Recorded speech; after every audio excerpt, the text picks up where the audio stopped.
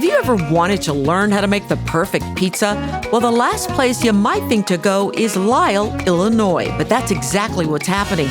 There's a place there that's drawing chefs from all over the world. Anthony Iannone is the founder and operator of the North American Pizza and Culinary Academy, and he's teaching the world how to make a better pizza. From the flour grain to the tomatoes, come with me for this episode of Supper with Sylvia to get tips from one of the top pizza makers in the country.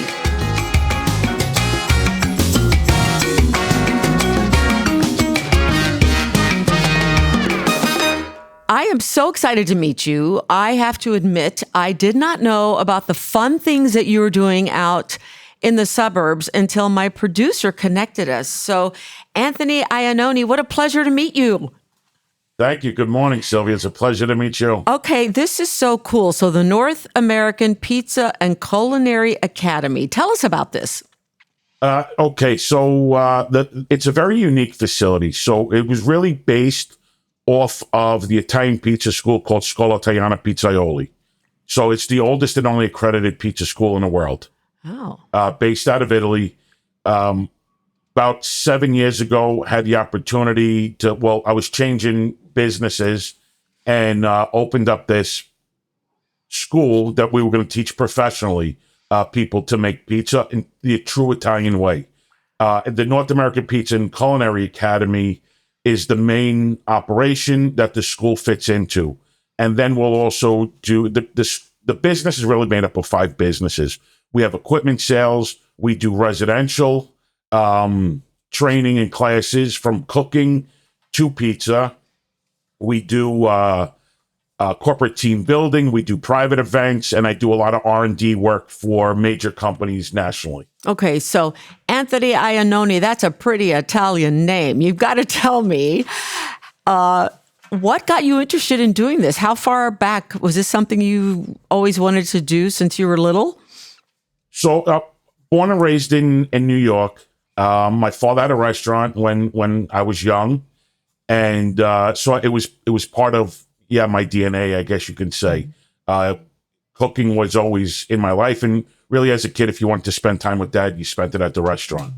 So that was it. And then when high school was coming to the end, I didn't know really what I wanted to do.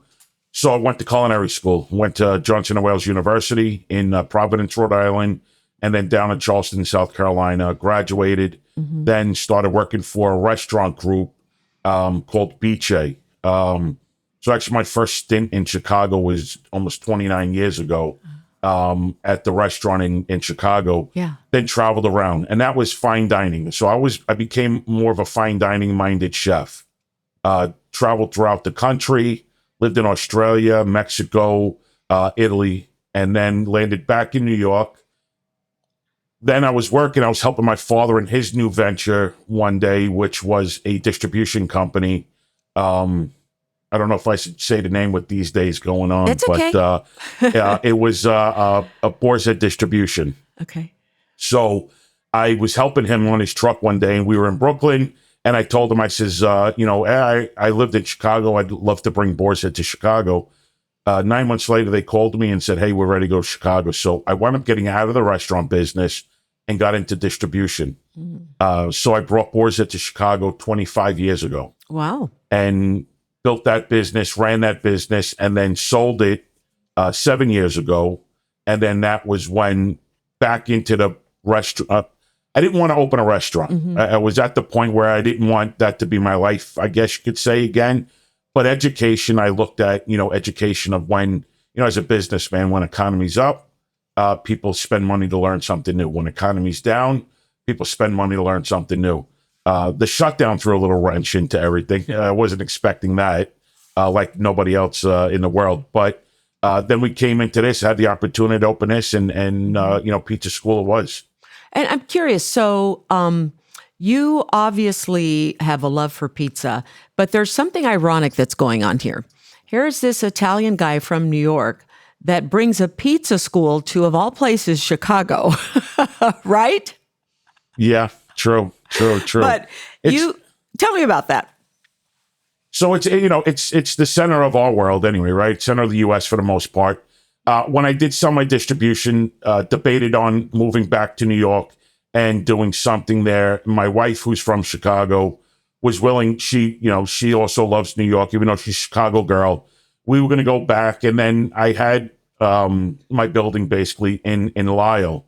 And when I moved out to Lisle, to Illinois anyway, 25 years ago, what happened was I was looking for an apartment, and I went in to get a cell phone to have a local number and da-da-da-da. And there was a couple of young guys working in the cell phone store, and I says, I'm moving out from New York. I'm, fairly young guy. Where should I move? And everybody said Four Lakes and Lisle, all three of them at the same time.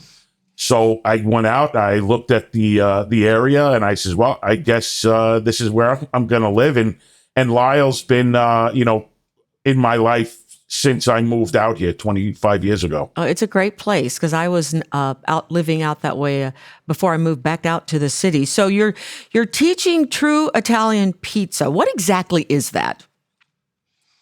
So it's when we teach, we say true pizza is really understanding the difference between Italian milled flours, on how they produce their flours in Italy, and the different. So we do a lot of work with what we call a 00 flour.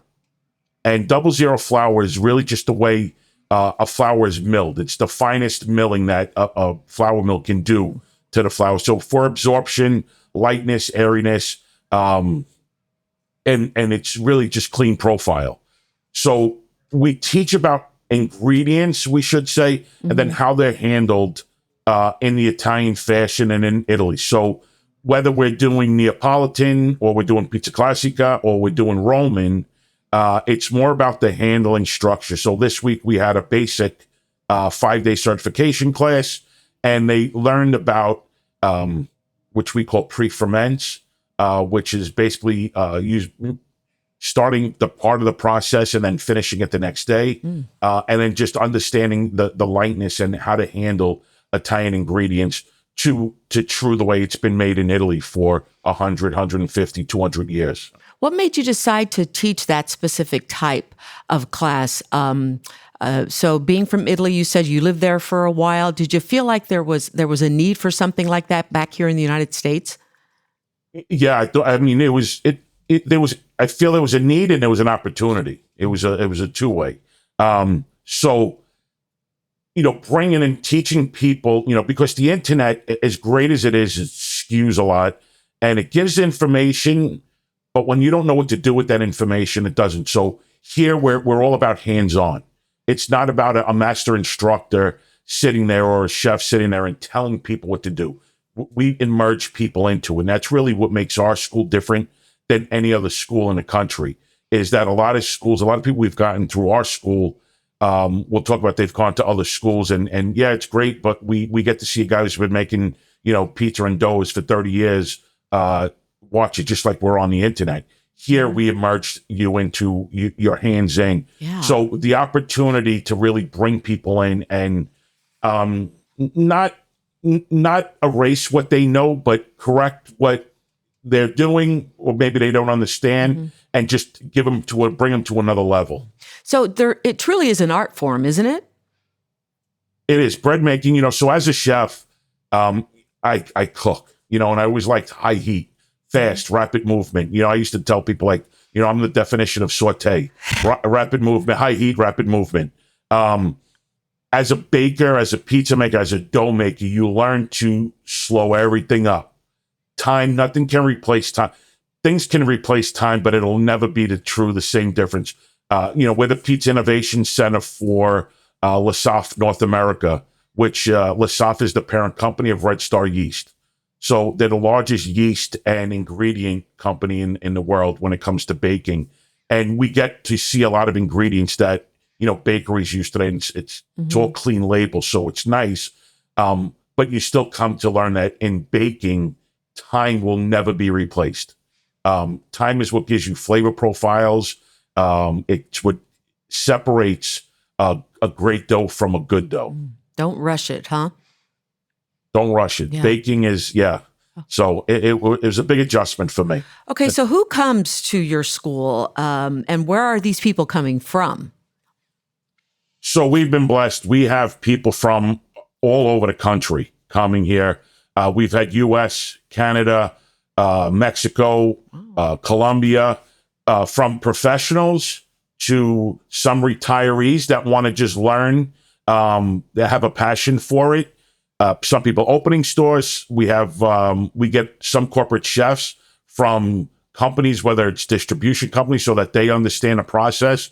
And when they're going to work with a new client or a new customer, that they can explain properly on what's going out there. So we have everybody from soup to nuts. Wow. Coming here. So you guys have really made a name for yourself. I don't want you to be too humble here. Let's be honest. You have created a name for yourself if people are coming from all of these places you just mentioned.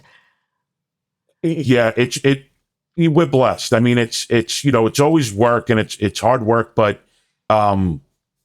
we've definitely gotten out there to be the top pizza school in the country. Why do you think that is?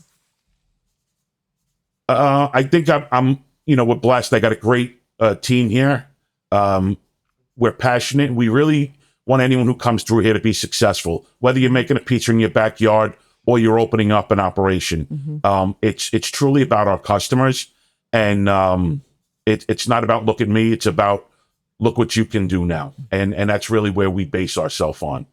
Okay, so before we get into specifics, what is the secret to great pizza? Oh, I mean, I don't know if I'd say it's a secret. Like I said, time is a big thing. If you mix dough, in the morning and you use it at night, it's not breaking down. It's not going to be as flavorful. It's definitely ingredients. I mean, there's quality ingredients out there. There's price structured ingredients out there. I believe in using quality, start with quality, finish with quality. But I think just understanding the process of what you're doing, having the right tools and having the right ingredients is what's going to put you to another level to a lot of operators. So you mentioned flour. Does water make a difference? Does the kneading make a difference? All of that combined? It does. So here we even Chicago has good water for dough making. We don't take anything away from it.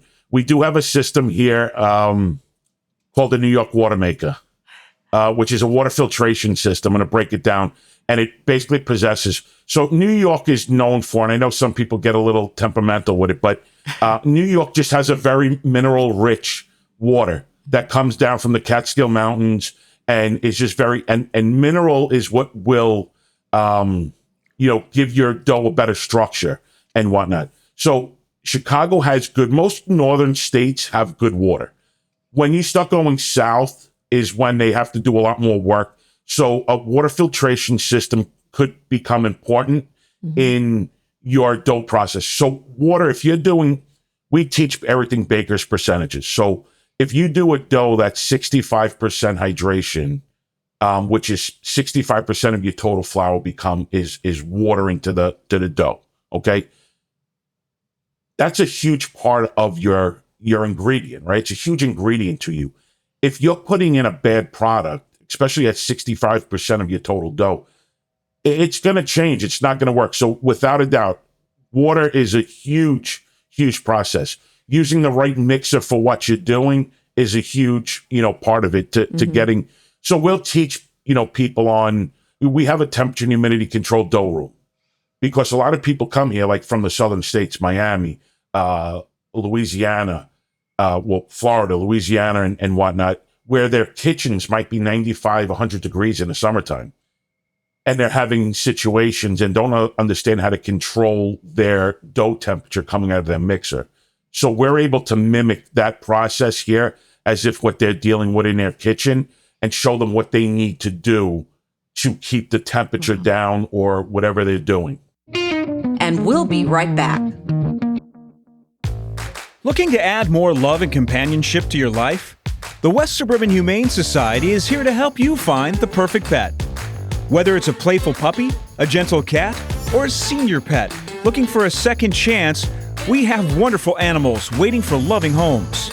By adopting, you're giving these pets a new lease on life, and in return, they'll bring joy, loyalty, and companionship to yours. All of our animals are fully vetted and ready to join your family today. Visit wshsdg.org to see available pets, learn about volunteer opportunities, or donate to support our mission. Make a difference, change a life, and find a friend today at the West Suburban Humane Society, where love and second chances begin. Paws Chicago is a national leader in no-kill sheltering and medicine. When Paws was founded in 1997, more than 42,000 homeless pets were killed in Chicago. Today, that number is down over 90% thanks to programs supported by our animal-loving community. Join Paws in building no-kill communities where every dog and cat is given the chance to not just survive, but thrive. Visit pawschicago.org to adopt, foster, volunteer, or donate. Wow. So can the basic home cook create a good pizza with the ovens that we have, in the environment that we have? What tip do you have for a basic home cook who wants to make a good pizza, besides coming to teach from you, to learn from you, I should say? So, when we teach classes for home, everybody hand mixes their own dough. So we understand, we teach them the importance of developing their gluten independent. I mean, if you're going to do a Chicago style, you're not so much looking to develop your gluten net. If you're doing more of a flaky, Chicago style, it then becomes oven temperature. I think a lot of people at home feel the need that they have to cook a pizza in a 900-degree oven. And it's one of the things that I don't want to say drives me crazy, but it's probably the biggest conversation I have with people, even if they have an outdoor oven. And they feel like, the first question we get when someone comes in here to buy an oven from us, a residential, is, well, how hot will it go? And I said, well, how hot do you want it? Well, I know this oven goes to 9, and I'm like, but it's not what you want to cook pizza. Depending on the style of pizza you're cooking is the temperature. But at home, in your home oven, I've become a big fan of pizza steels for the oven. I know stones are always a big thing. Mm-hmm. I like baking on steels. I like the way they hold their temperature. But whether you have a baking steel or a baking stone in your home oven, that's going to be a big difference. I don't think I know what a steel is. So it's basically like just a big flat piece, almost like think of like a cast iron pan, that's unfinished. This is just a piece of steel that's unfinished that goes into your oven, right onto your grate. Okay. And then we've had a lot of people like, the bottom of my pizza never gets cooked. I said, well, what are you doing? They're like, well, I take my stone or my steel and I make a pizza, I put it on there, then I put it into the oven. I said, well, the bottom of your pizza never gets heat. So you have to preheat your oven and have your stone inside, and then use either a peel or a pan to slide your pizza onto a hot stone so it's baking. So temperature becomes a big thing, and just the whole handling. But home, I mean, we love when people either make pizzas at home and then post it on their social media and tag us, that they learned it. Mm-hmm. We love that. And we do a lot of home classes, whether it's Chicago Tavern, Chicago Deep Dish, New York Style. We'll do all different, or wood fire pizza at home. So we do all different classes here for home. Oh, I love that. I thought you were only doing Italian style pizzas, but you're also doing the deep dish and the tavern, huh? We do every style of pizza. When it comes to pizza here, we certify pizzaioli in Italian pizzas, but we consult and we teach every American style and Italian style of pizza. There is, if it exists out there, and we've had people call up and say, oh, I want to do this style of pizza. And, sometimes my master instructor, Danny, and I will look at each other and be like, I guess we're going on the internet today because I never heard of that style of pizza before. There's so many. Everywhere has a style. Yeah. It's amazing. It's amazing. Okay, let me ask you this. Do you have a favorite style? I know a lot of people think of Chicago, they think of deep dish. A lot of people aren't familiar with the fact that tavern style started here. We have Detroit right across the way there. What's your favorite pizza? I'm still a New York slice guy. I still love making a New York dough and making a New York slice. That's still my favorite. Then I'll probably go to Roman style, which is a very special and delicate dough. And then I love Chicago thin crust. I enjoy it, and I've come to enjoy it more over the last couple of years. I like it crispy though. That's my big thing. Is it has to be cooked properly. Right. Okay. And so you just named three different styles. What's the difference? Is there a difference in how you knead the dough or the temperature that you put it at? Because you've just mentioned so many different styles that I wonder, are they all cooked in a different way? So yeah, they are. Well, this first starts that they're all made with different flours. So which gives it different. Chicago's a lower protein flour. New York is a medium protein. Roman is a high. So those are just for those three.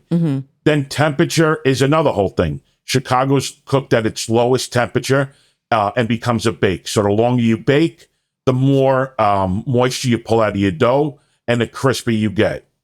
Okay. Then New York goes to a little bit hotter temperature. So I like to tell people a proper New York style pizza should be almost like a good slice of it, like a good loaf of Italian bread, where you have crunch on the outside but soft on the inside. And then Roman is cooked even at a higher temperature, and there's more water in it. It's a really strong protein flour, and it's very airy inside. Okay, here's a question for you. Do you ever order pizza for delivery for yourself? So, we will, especially if my daughter's having friends over or we're having people, I'll order pizza. And like I said, if it's going to be, Chicago tavern style, it's just, order it well done. Yeah. But I'll definitely don't do it like we used to since opening up a pizza school. If in the morning or one night I'm talking with my wife and my daughter at home, and I say, tomorrow we're going to do this. Right away, the first thing my daughter says, Dad, can you bring pizza home tomorrow? So usually then it's like, okay, tomorrow night we're going to have pizza, and I'll box up a pizza whether we're training or something. Like now, next week, we have a group coming in from Trinidad and Tobago. Wow. To do some consulting. So we started a frozen consulting pizza business here. So they want to start doing frozen pizzas at their supermarkets in Trinidad.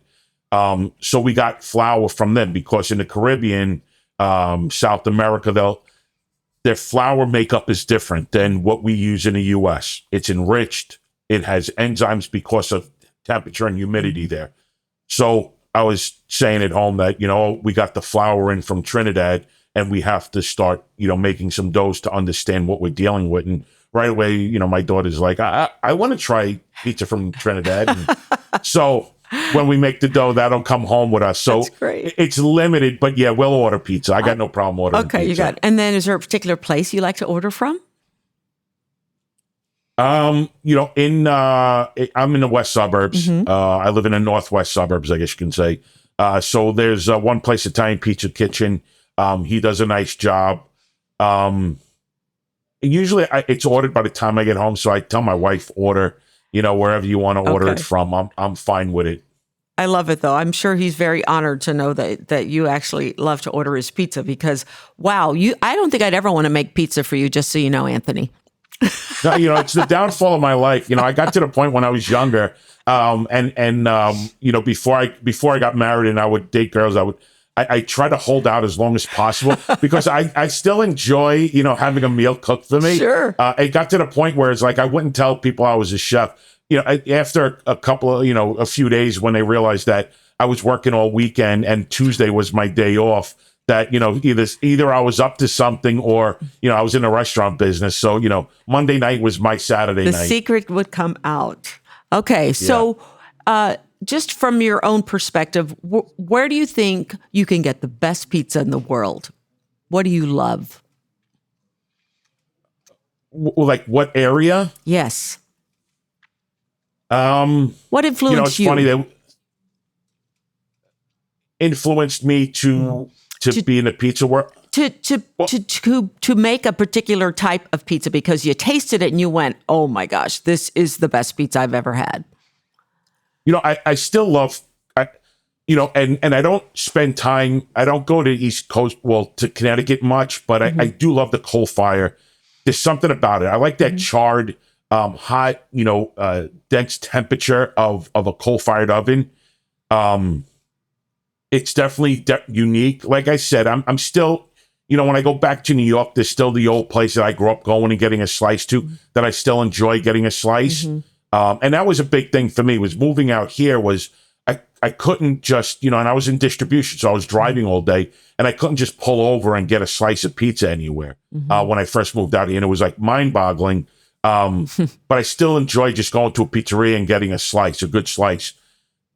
Everywhere has it's unique, and I'm not going to pinpoint because I just love pizza. And everybody will always ask me, don't you ever get sick of pizza? And I'm like, no. And there are times I say, I got to stop eating all this pizza. And then, we test another dough, and I'm like eating pizza. And I'm like, it is what it is. It's part of my doctor told me I got to cut out. Yeah. And I'm like, Doc, I don't know. The only way I cut it out is if I get out of the business, so, but there's always places, like if you're in Rome, like it's always going to taste better because you're there, right? If you're in, Chicago, and you're downtown or out in the suburbs, and you have someone who's been in the business for 30 years, there's the passion in it. I love the people in the business, because there's so much passion in the food business, or we're trying to keep it, because I've been in the business a long time, and I grew up when it wasn't cool, and it became cool to be a chef.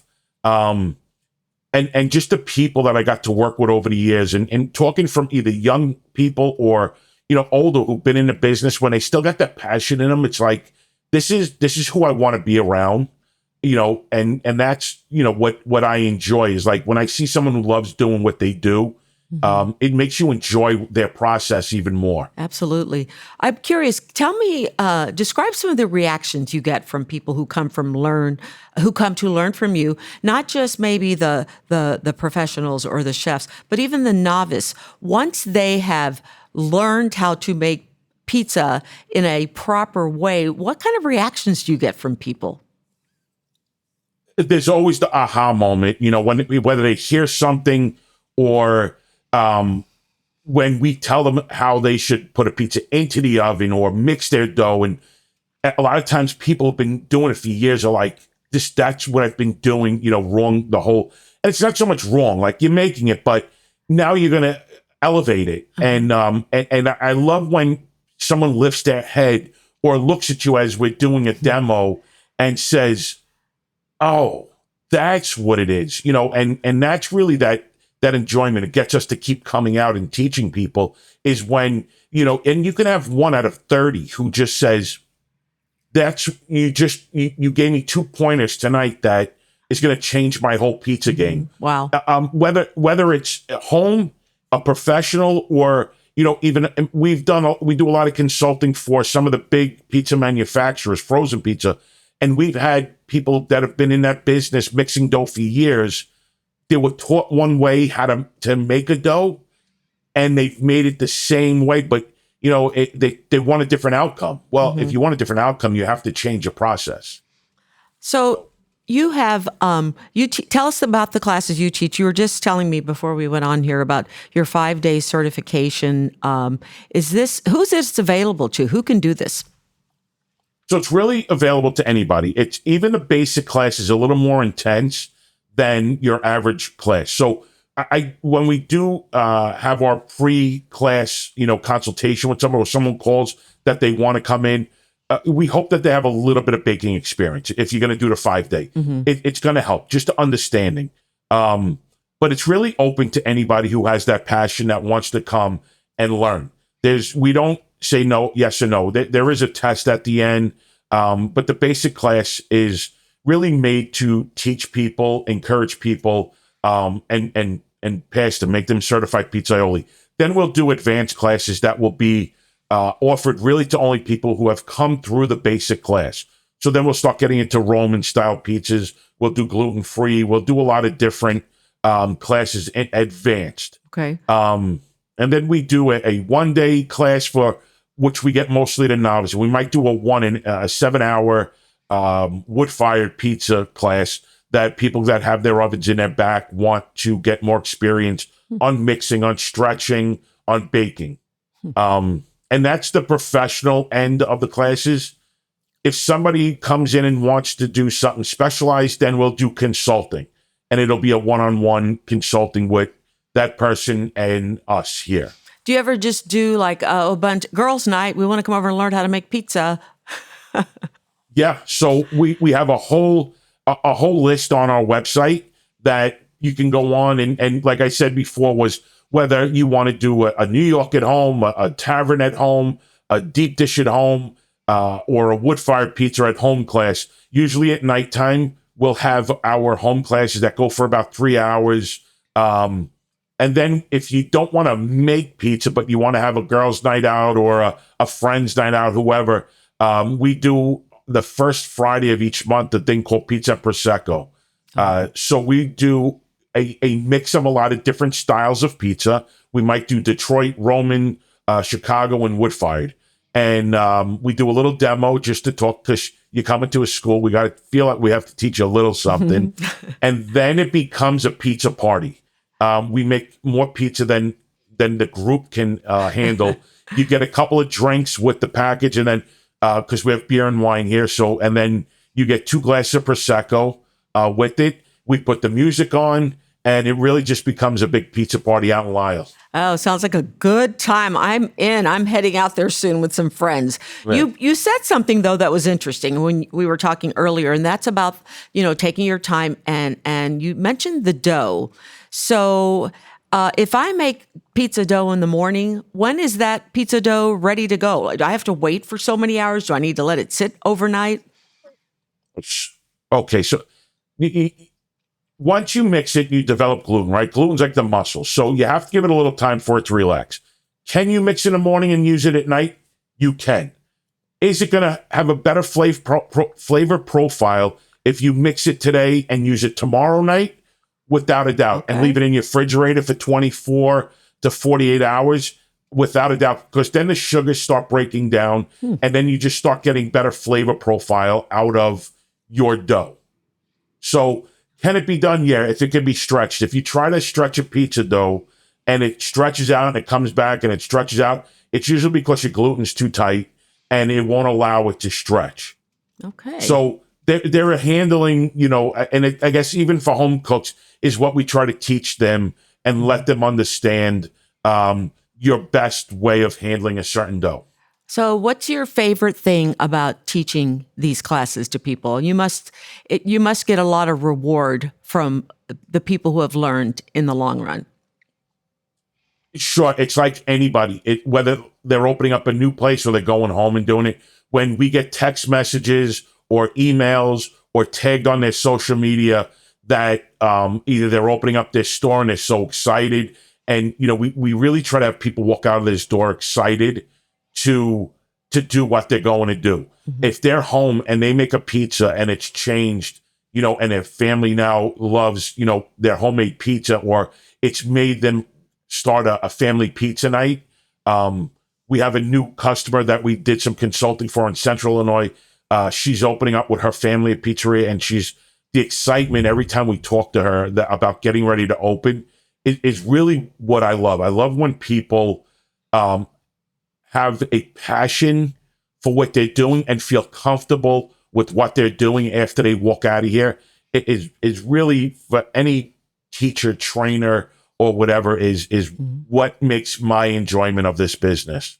So what's the future of the Pizza Academy? What have you guys got going on? So we continue doing classes and building. We, moreover, maybe opening up another operation, maybe a little bit smaller than this one, in another part of the country. There's opportunity for growth. I think now that we're stabilizing after the reopen, and having a great crew, I'm blessed to have the people that I have working for me, and we go back and forth on what the next the venture is. I mean, I have everybody who obviously comes in here asks me when I'm going to open up a pizzeria, right. And I'm trying to stay away from that end of the business. But you never know. You never know. I throw things past my wife to see what her face looks like, and that gives me a lot of my. Sometimes not so good, huh?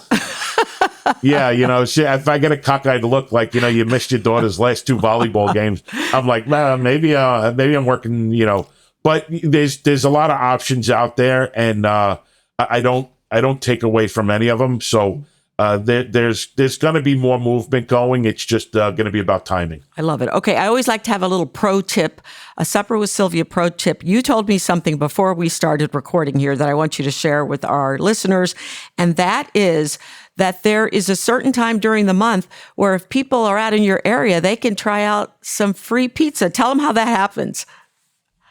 Yeah, so, follow us on social media. We're on every avenue of social, Instagram, Facebook, TikTok, whatever it be. And whenever we have something special going here, we're doing something, we post it on there. People are always welcome to come, whether it's Free Pizza Friday or some special event. Free Pizza Friday happens once a month, and it's at the end of your 5-day certification, and you just have so much pizza, you just got to get rid of it. Is that what this is? Yeah, so every other month we do the 5-day certification every other month, and yeah, so the students are making dough, learning about dough, mixing and all that, stretching throughout the week, and instead of really just wasting the dough and throwing the pizzas and throwing them away, we on the last day of the 5-day class, throw them into the fire, let them make pizzas. Whoever comes walking in through the door, we usually start at 12 o'clock until we're out of dough. There's a lot of dough, so we haven't ran out of pizza yet, but we invite people to come in and really taste what the students are doing. It's out of respect. It's not just about giving out free pizza. It's about letting the students that come, see what it is to be in the fire if they haven't been in the business or whatnot. And we do it as a as a thank you to the neighborhood. People have supported us and continue to support us. And, but it's not like a sit down order a pizza. Sure. We just do a buffet of pizzas. We want them to be fast, but we want them to be consistent. We don't want them just throwing pizzas out that they wouldn't serve in a restaurant or wouldn't want served to them. So that's what it is. So we tell people if you're in a rush and you only got, 20 minutes to eat and go, it might not be the right place because we still want the things done right. But people are welcome to come and taste and see what our students have done for the week. I love that. And there's so many different varieties. Wow, this was so interesting. I had no idea what was involved in making a great pizza. And I honestly thought you were going to tell me that, Rome, Italy is the best place to get pizza. I love that you're flexible and it just depends on where you are and everybody's taste buds are different, right? Undoubtedly. And traveling around the country for years, I always had that little chip on my shoulder. And then after a while, it was take where you are for what it is and enjoy it and enjoy that place in that moment. And you don't have to shoot down everything that's not what you grew up with. Okay, I love that because there's that rivalry between New York pizza versus Chicago. So what do you say to that? That's always troublesome, but It is. It's usually people who have never had a slice in New York. We'll talk about it, and like I said, everybody has their flavor profile. I think once you come. Listen, my niece came out here from New York, and we took her because she loves pizza. And after the second time we took her, she looked at me and said, "Are we going to ever go out for real pizza?" Instead of this delicious pretend stuff. It's good. It's just different. Okay, Chef Anthony, such a fun time getting to talk to you and getting to know you. I love what you guys are doing out there. Who knew people were coming from around the world to learn how to make the proper pizza from somebody who has such great passion? I love the way you talk about it, and I just love that you shared this with us. So thank you so much. No, I appreciate you, Sylvia, and it really has been great because of years watching you on TV and getting to do this and the appreciation for you bringing just what's going on out in the world, in the food world anyway, because it's changed so much. I greatly appreciate this time with you. Well, I'm going to come out and learn to make pizza from you one day and bring a camera crew, and we're going to have a good time. Undoubtedly, I'm ready whenever you want. Thanks for joining us for this episode of Supper with Sylvia. I'm Sylvia Perez. This podcast was produced by Jane Stevens with technical support and music by Donnie Cuddy.